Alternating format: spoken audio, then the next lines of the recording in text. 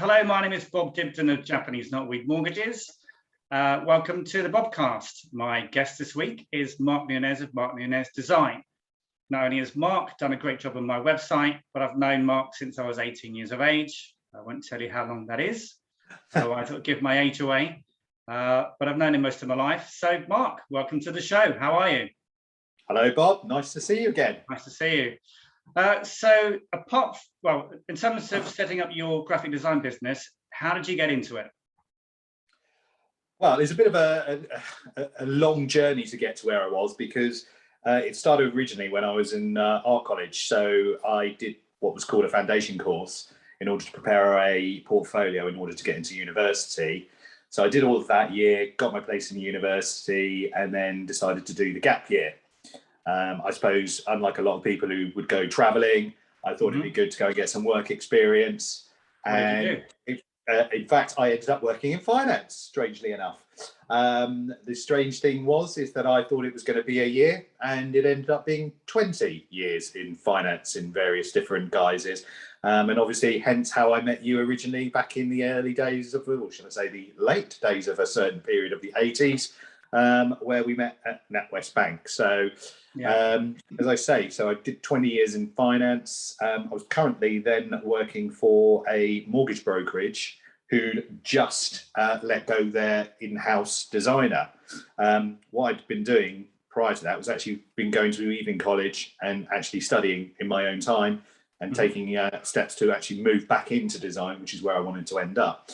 So I went into the MD at the time and I said, look, hey, you don't know this, but I've actually been doing this on my own, in my own time, learning. I'd like to take on the opportunity of the job. So he said, okay, here's the project, run with it. Let's see what you can do.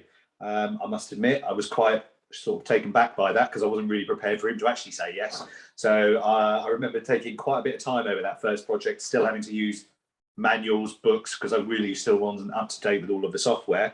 But lo and behold, pulled off the first project. Next thing I knew was like, okay, let's give you a go. After that, really, I spent, I suppose, 3, maybe 4 years as an in-house designer working for that brand.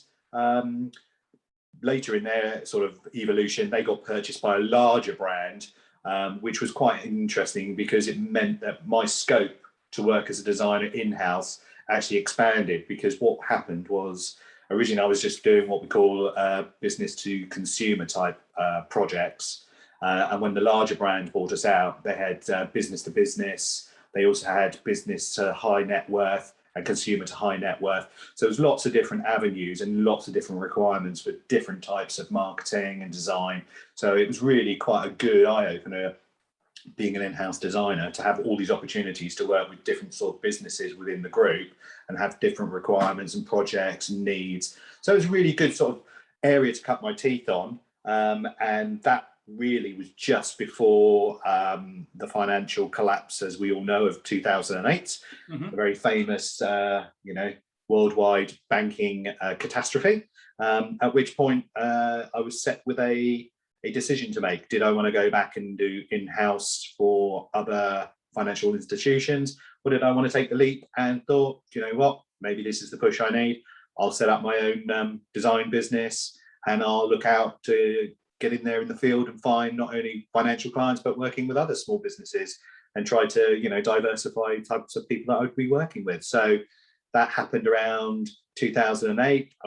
Started working with a smaller agency just to try and cut my teeth again as to learning a new business model, which was working for yourself and finding new design clients, and how do you find and interact with new businesses and sell your services and sell what you have to offer. So that was good. And then probably in the last 10 years, I've been pretty much freelance for myself. So working with, as you know, businesses like you in the finance world, but also different kind of organizations such as, I suppose, personal trainers, well-being sort of hotels, recruitment agencies, retail fashion outlets. Still keep my hand in with the finance side of things because I've obviously got a great background from not only working in the industry, but understanding what that industry needs from its marketing and sort of design perspectives. So yeah, and I've started freelancing for another couple of agencies outside sort of the remit of where I live, which enables me to get quite an interesting sort of access to the London industries, which being down here in Bournemouth sort of area, yeah, too far outside the old M25 that no one really takes you for, for sort of, I should say, a serious player. But the strange thing is that if you actually freelance for an agency, the next thing you know is that you're working with larger organisations and businesses in London that just accept you for the work that you do. So that's pretty much sort of a background to where I was, where I am now. And to be fair, a lot of people that, no doubt because of the lockdowns, that were working in London, they're going to be outside of London and are moving outside of London. Well, this is it. Of course, you can work from anywhere now, can't you? I think this is the thing now. It's more and more people, as you say, have become accustomed to working from home and doing a digital office at home. I mean, the thing that we have going for us is that as designers, we can meet the clients. We can either meet them digitally or, I must admit, I do want to get back into actually having some face-to-face. It's been so long to actually sit in front of a client with a client, and you can have that nice interaction of the physical, actual interaction with a human being rather than I think a lot of us have missed that, definitely with clients. So it's good to start doing that again. And I think that's why I'm looking forward to a bit more of it, I must admit, going forward. Cool. So just going back a little bit, so you've kind of gone full circle.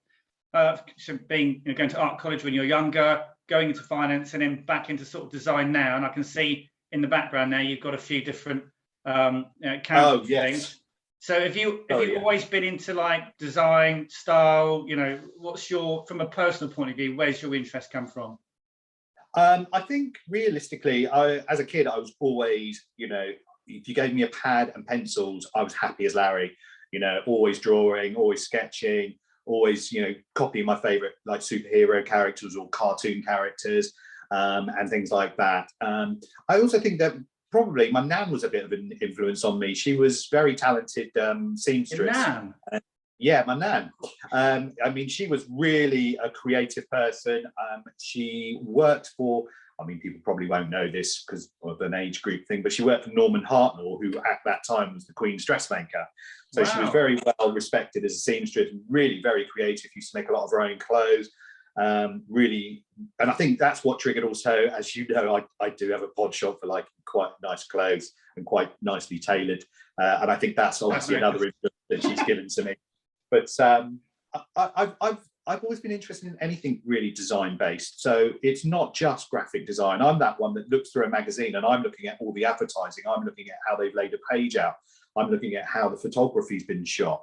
Also, like, I suppose when we watch movies, you and I are real quite movie buffs. We'll take too long to watch a movie because we end up almost like a commentator directing it, kind of. We'll stop it. We'll also review it. We'll look at the way the shots were taken, and we talk our way through how they use left to right camera angles. So we've always liked that side of things. And anything from, I suppose, architecture, fashion, as you can see, some like the vinyl toys. I've got a small collection. Thank God I've sold most of the original collection. I think my wife was thinking, I don't think there's any more room in the house for your toys. And I was thinking most of them are in the loft. Maybe I should let them go and just have a smaller collection. So I find I will look at anything in terms of what it is: cars, houses, clothing, furniture. I like a bit of interior design as well, as you know. I suppose if it's anything design based, I don't really mind what, should we call it, genre or field it's in. I can always have some form of appreciation for it, and always find myself drawn to those type of things. So that's, I suppose, what I love. And including food, as we know, in a way, food has become quite a new creative environment in terms of it's not just creating something that tastes great, but it's also the visual appreciation of when you go to a really nice restaurant.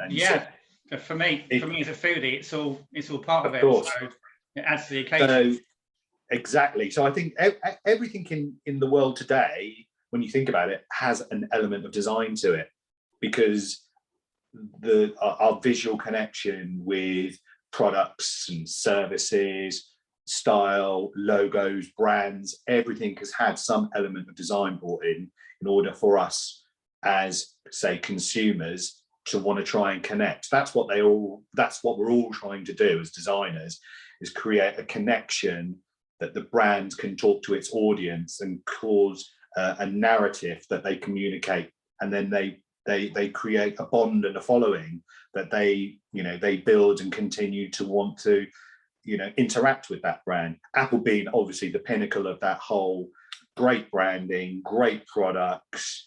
I suppose you and I are slight fanboys in terms of we love their products, but it is building that reputation and that connection, that it's really well designed, it's really well made. They've got great advertising that promote those elements and those concepts and ideas. And I suppose we connect with that because that's what we like, and therefore we're connected to that brand, and we follow that brand because of that interaction that we have with them.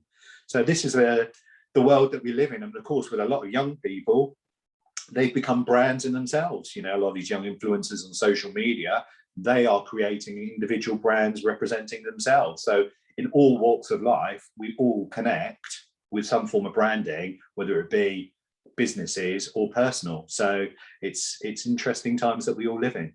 Indeed. So talking of branding, tell me about, obviously I love the work that you've done with Japanese Knotweed Mortgages. Tell me about, for the benefit of the viewers, as to what your thought processes was and about the design. Okay, basically every business is obviously going to have its own needs, wants, requirements, and every business has a different type of client that it's trying to communicate with and trying to build obviously a relationship with, in order that they will become clients and want to follow and purchase either their services or products and so forth. So what it is a question of really understanding who your client base is, how you want to represent yourself, and how you want to communicate. It's a question of finding out those facts from you, the details of the type of clients that you're looking to connect with, then trying to understand who those clients are themselves. So what are their interests? What would be their trigger points in order that they would find you interesting?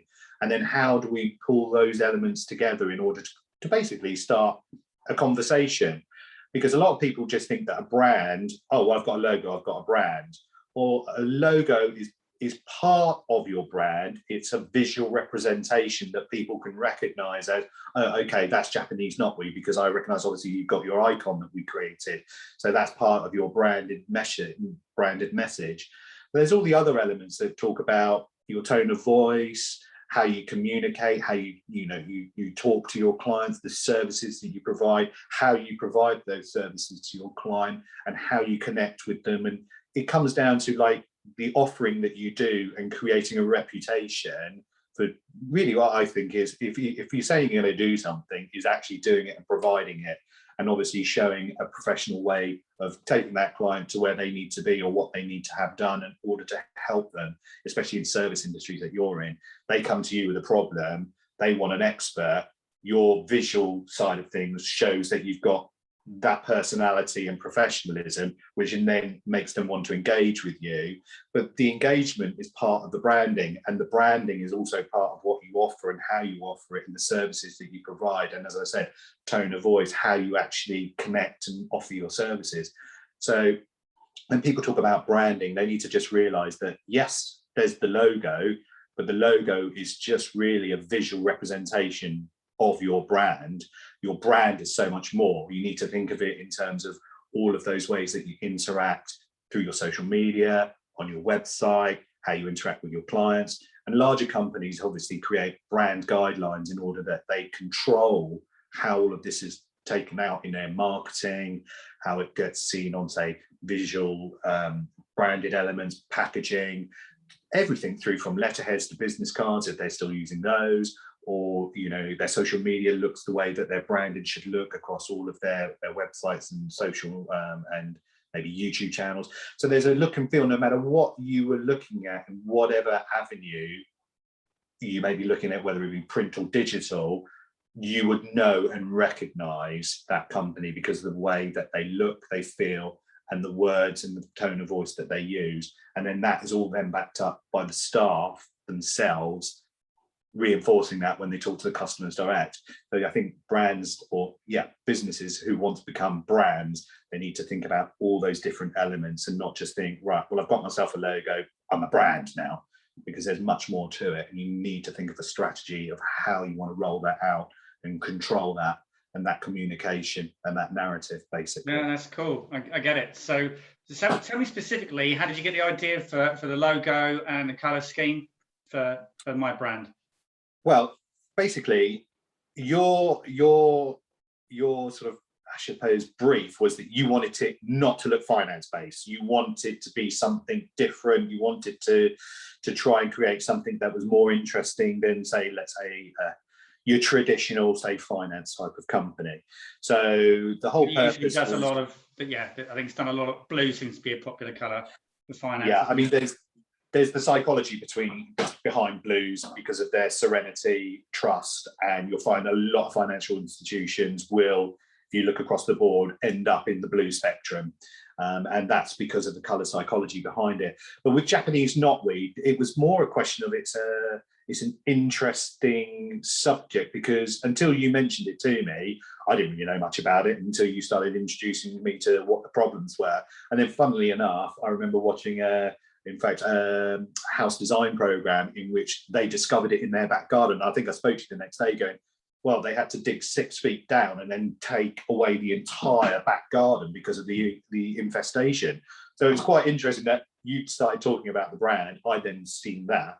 So it was like, okay, so this is quite an obviously difficult problem for people, but how do you convey that in a way that makes it, I suppose, interesting? Because a lot of it was typically a photograph of the weed and very sort of dry kind of content and a dry kind of approach, shall we say, to their marketing and their branding for Japanese knotweed, traditionally in the sort of resolution of the problem in terms of getting there and getting it out. So we looked at your side of things. We said, right, okay, let's try something different. And you were really up for the idea of creating more of an illustration based and creating sort of an interesting sort of visual. So we created obviously the bespoke illustrations that ties in. And in fact, the logo behind you, and should I say the icon behind you, is actually meant to be a representation of the line horizontal is the ground, and the lines coming up actually are meant to be a representation of the weed. So it is sort of a more contemporary idea along the lines of, right, well, that is the problem, this weed growing up and out of the ground. And then basically fonts and styles, and the things that I tend to try and go towards is that trends, and especially in the graphic design, trends, every year we have a whole new idea of sets of trends that are coming in, and this is what's hip, this is what's cool, this is what everyone's doing. But for branding and logos, in my honest opinion, you should try and avoid those really as much as you can, because what we're trying to do is create something that's going to have longevity. We want something that will be recognized and you will be able to keep for 2, 5, 10 years if it's done well, that you won't have to think, you know, I'm now look a bit out of date. Well, if you follow a trend, as we all know, like fashion, you wear it this week, next year it will be out of date. So you should never really do that with your branding. And are there what any I want trends, to do. Sorry, and are there any trends that you think are kind of current that aren't going to last, or indeed any trends that you think will last?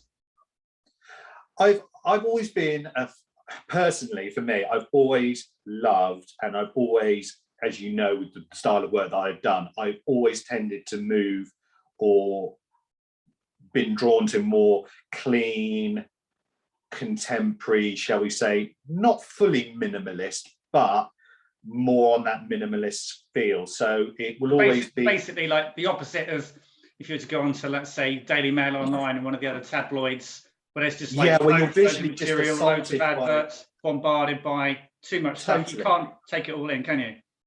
Yeah, and the thing today is that we're so assaulted, shall we say, by visual information constantly. I mean, the majority of people these days have a smart mobile phone. So we're constantly scrolling and, in fact, how many hours a day do we do this, either on social media or whatever website that we're interested in? So for information to have any sort of resonance with us, I think if you give it a moment to have a breather of space, all of a sudden your eye suddenly is, okay, I've been given an opportunity to just absorb that on its own. Or you've broken up large areas of content with, interesting imagery that, resonates with the content. But I've always been a firm believer in giving a bit more negative space, or we call it negative space or white space or clear space, whatever people understand. So it's basically the spaces between the content, the imagery, and any other information that you want to actually place in front of a customer. It's a bit It gives them a moment. It's a bit like Because when you have a conversation, and then if you pause, that pause can give it more gravitas or time to take in what's just been said. I suppose Exactly. Similar thing.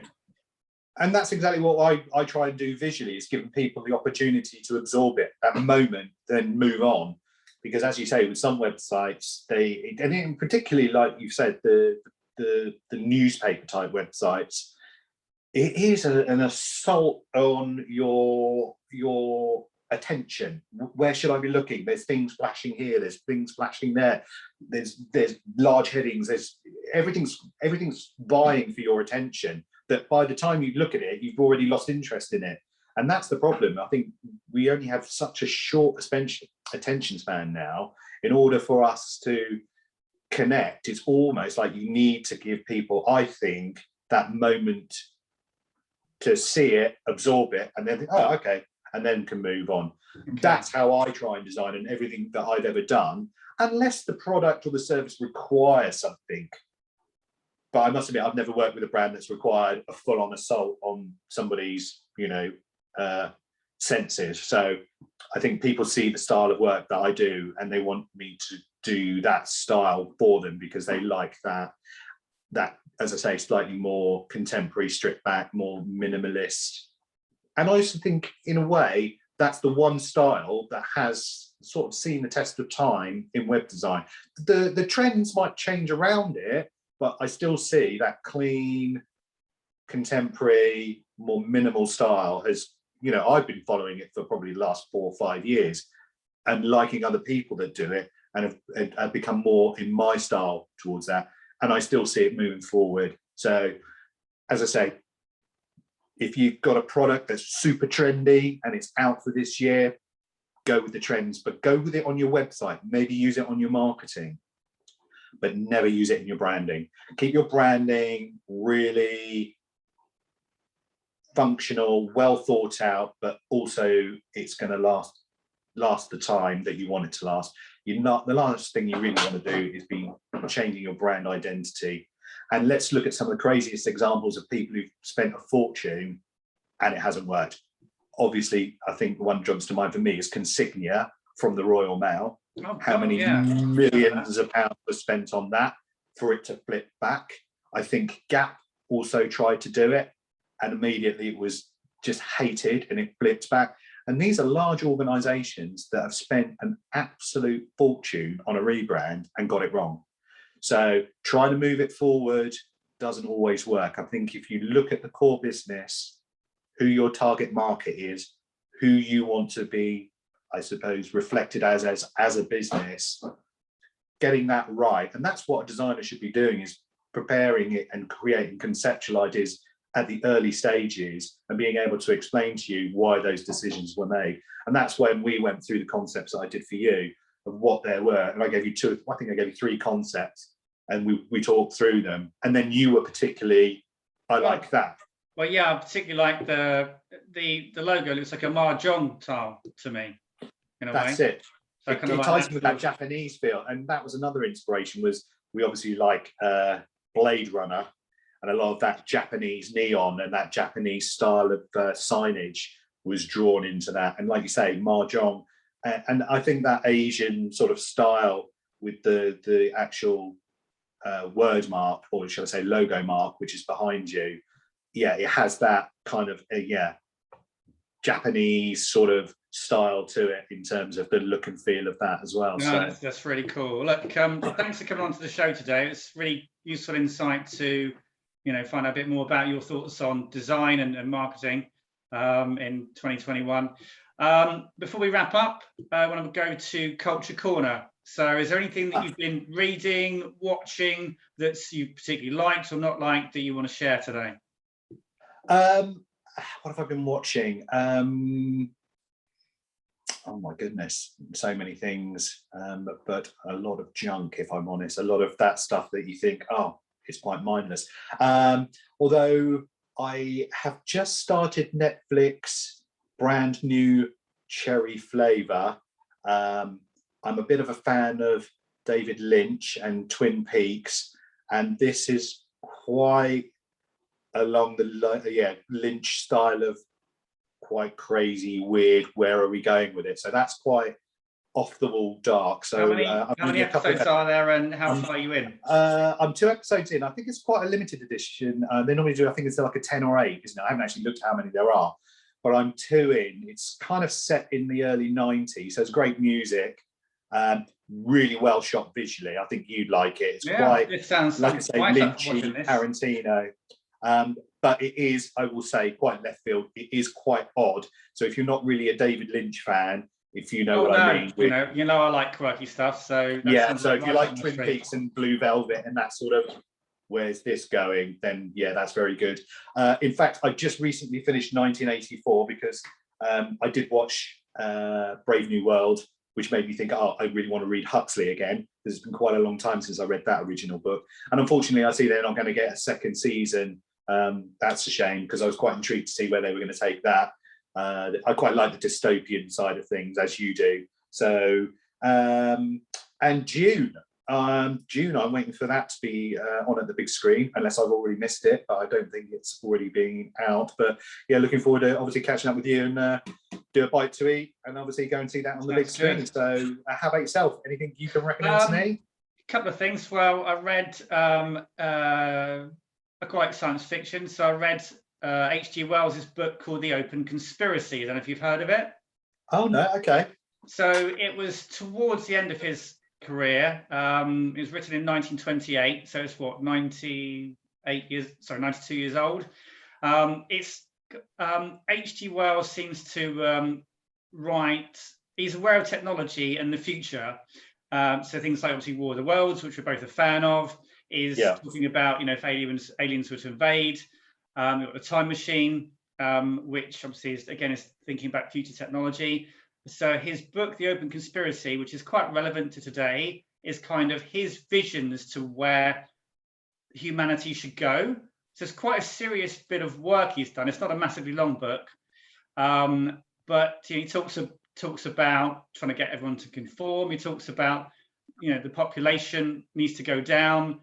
So I would imagine that Klaus Schwab of Davos was probably inspired by it before he wrote The Great Reset last year. So it's quite an interesting book, but it's not as much fun as like War of the Worlds.